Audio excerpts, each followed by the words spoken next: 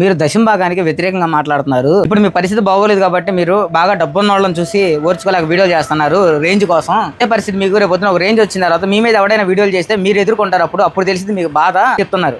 ఒక విషయం చెప్పనా, నేనేం పేదోని కాదు. నా రేంజ్ ఎప్పుడో మారింది. నా రేంజ్ ఏంటో తెలుసా మీకు? యేసు ప్రభుని నమ్ముకుంటవే లేటు. నా పాపాలకు క్షమించబడినాయి. ఆయన నా కోసం చనిపోయాడు. ఆయన తిరిగి లేచాడు. నేను కూడా లెగుస్తానని ఎప్పుడైతే నా చెవిలో పడిందో నా రేంజ్ అప్పుడే మారిపోయింది. అబద్ధాలు ఆడుతున్నాను నేను, మోసాలు చేస్తున్నాను నేను, భయంకరమైన పాపలో ఉన్నా నేను. ఆ రోజే మార్చబడి నా రేంజ్ పరలోకానికి ఇత్తంత ఎదిగాను నేను.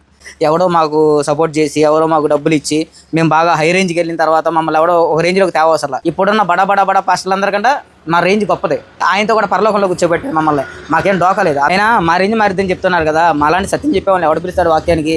లేదంటే ఎవరు ఆదరిస్తారు? ఇప్పుడు చూసారా, మీలాంటి వాళ్ళే ఎంతమంది ఫోన్లు చేసి కామెంట్లు పెడతారు, బ్యాడ్ కామెంట్. మనకు రైస్ మళ్ళీ మా రేంజ్ మారడం మీలో, మళ్ళీ అప్పుడు మాకు ఎవరో వీడియో చేయడం. అంత సినిమా లేదు బ్రదర్. మమ్మల్ని తిట్టేవాళ్ళు ఎక్కువ. ఎందుకంటే సత్యం అందరికీ తొందరగా ఎక్కదు చెవులకి. కాబట్టి మా రేంజ్ ఆల్రెడీ ఎప్పుడో మారిపోయింది.